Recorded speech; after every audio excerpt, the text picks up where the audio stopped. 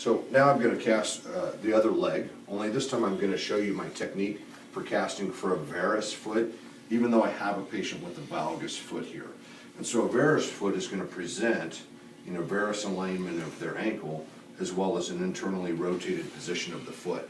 So the medial aspect of the foot is now internally rotated in relation with the knee. And so we're looking at bringing them out. Now, as would be normal for a regular foot and for a valgus foot, we would look towards setting this medial side of the foot in alignment with the knee. For a varus foot that's tending to go in, we actually want to overcorrect them about 5 degrees and keep them at a little bit of an external position in relation to the knee. The second would be is loading the lateral side of the foot. So I'm taking a cast for that. Again, we have our hosieries, trim strip underneath of them, 3/4 inch heel height that we're using, a 1/2 inch and a 1/4 inch for to put them in a posterior tilt. Now, if you get to a patient that has a much higher heel height, they're doing a leg length discrepancy or something to that effect, you really don't want to go above 1 1/4 inches in the heel height. Otherwise, you need to start adjusting the dorsiflexion and plantar flexion of the leg. So again, we'll come right down on the top of the knee, showing us where the patella is, just one layer up there, and then immediately go into wrapping.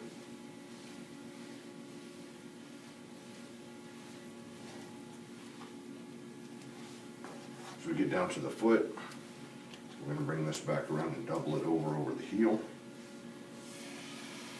Back down underneath the bottom as the second wrap comes around. Sometimes that bunches up a little in there. It's not going to matter. It's all going to become part of the model. We'll get that wrapped all the way down over the ends of the toes. We're going to bring it back around with just one extra layer or a third layer on top of the foot. Go back in around the heel again, if you have enough. Now, he could have done a 4-inch wrap. We would have had more than enough fiberglass for him. But since we got it, we'll throw it on there. I'm going to wet my gloves again, come back and work that in to the model, trying to keep the trim strip down the front center of the leg, trying to get all the fiberglass to form in and stick to each other.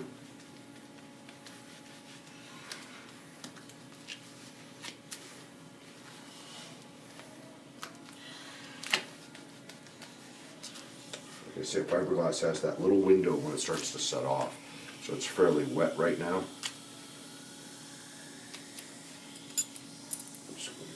Bridging so it doesn't get confusing in the video here.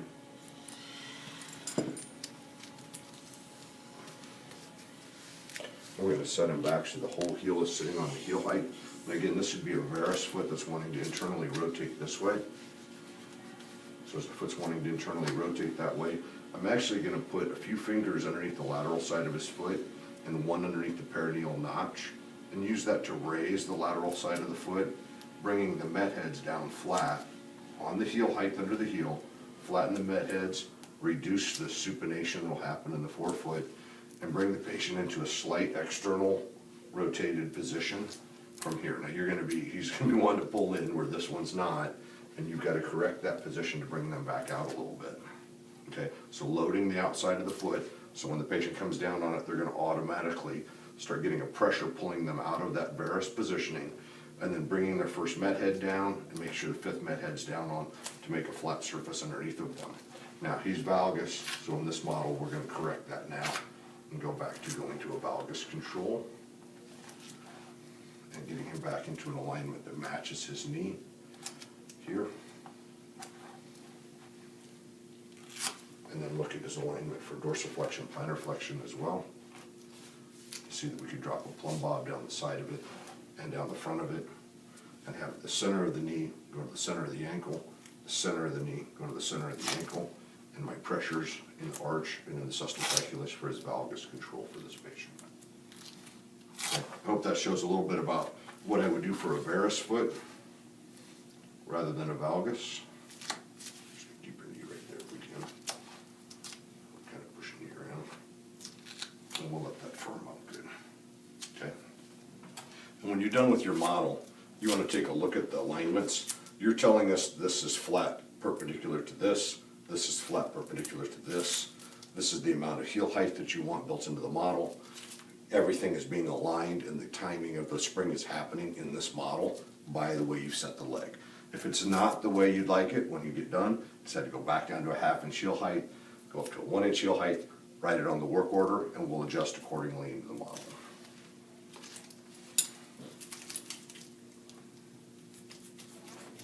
And that should be the way you would do it differently for a varus foot.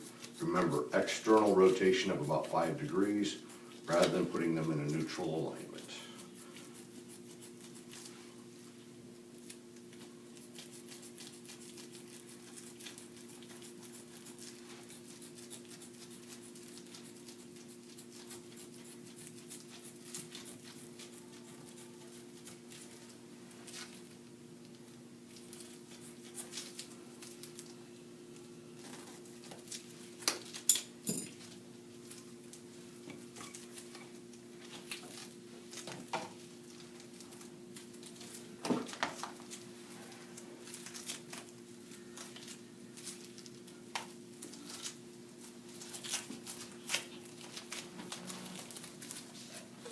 Cast is collapsing when you're taking it off of the patient, it's probably too wet.